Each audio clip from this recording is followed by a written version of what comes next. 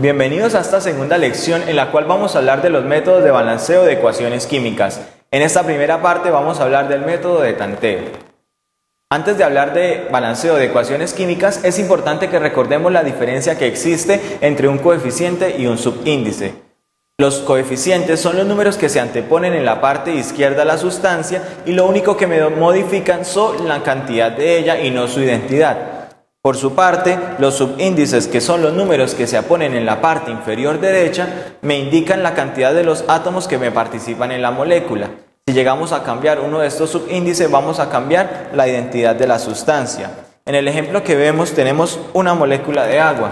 Si agregamos un número como subíndice al oxígeno, esta sustancia ya no va a ser conocida como agua, sino como peróxido de hidrógeno, o como la llamamos coloquialmente, agua oxigenada. Por su parte, si agregamos un 2, pero en la parte izquierda estamos agregando un coeficiente, entonces lo que estamos realizando es cambiando la cantidad. Acá inicialmente vamos a tener una sola molécula de agua y en esta parte vamos a tener dos moléculas, pero de la misma sustancia. También es muy importante que recordemos cómo se realiza el conteo de átomos que participan en una sustancia. Vamos a ver dos ejemplos. En esta primera oportunidad vemos que tenemos dos fórmulas de fosfato de sodio. Para ver cómo participan cada uno de los elementos en este compuesto, vamos a multiplicar el coeficiente por cada uno de los subíndices de cada elemento. Por ejemplo, si tengo y quiero saber el número de átomos de sodio que están en este compuesto, multiplicamos el número del coeficiente, que en este caso es 2, por su subíndice, que es 3. ¿Qué quiere decir? Que en estas 2 moles de compuesto vamos a obtener 6 átomos de sodio.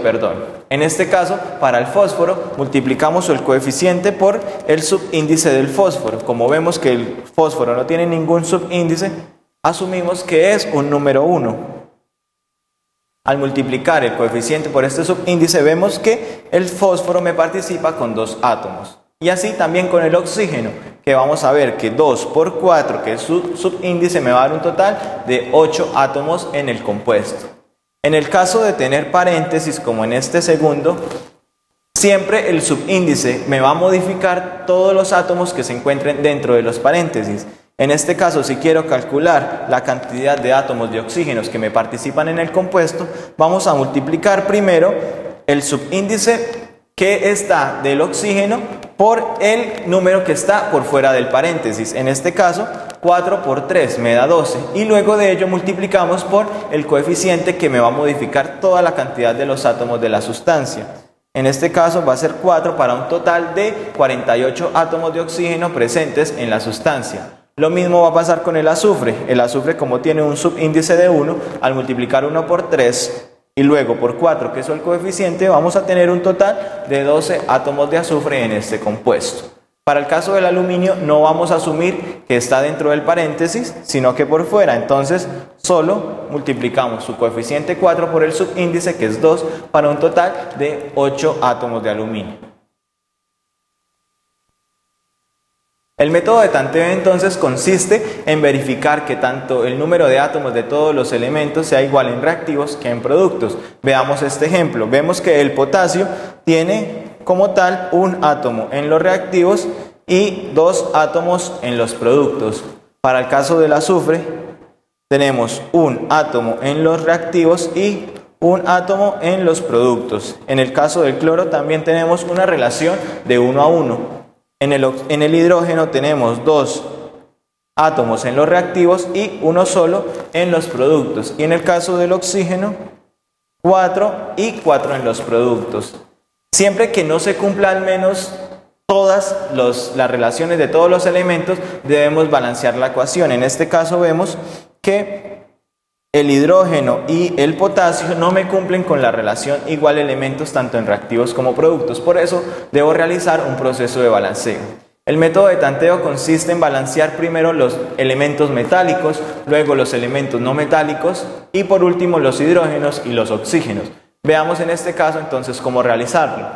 Siempre que empezamos con los elementos metálicos, el único elemento metálico que me participa en esta reacción es el potasio. Vemos que tenemos 2 átomos en los productos, por lo tanto, en los reactivos también debería haber 2. Como en este caso solo hay 1, debo agregar un coeficiente 2 que me iguala la cantidad de átomos de potasio.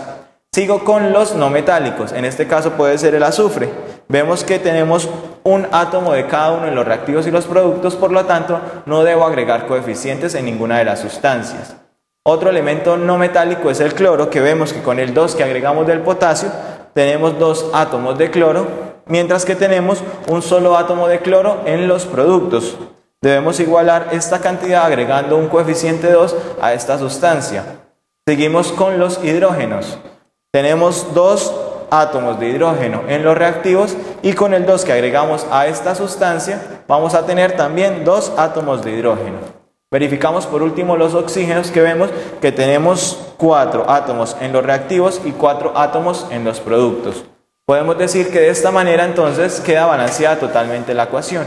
Y verificando cada uno de los números de átomos de cada elemento en los reactivos y los productos, vemos que se cumplen todas las relaciones. Por lo tanto, podemos decir que queda satisfecho el ejercicio. Muchas gracias, los invito a seguir en la segunda parte donde hablaremos del método algebraico.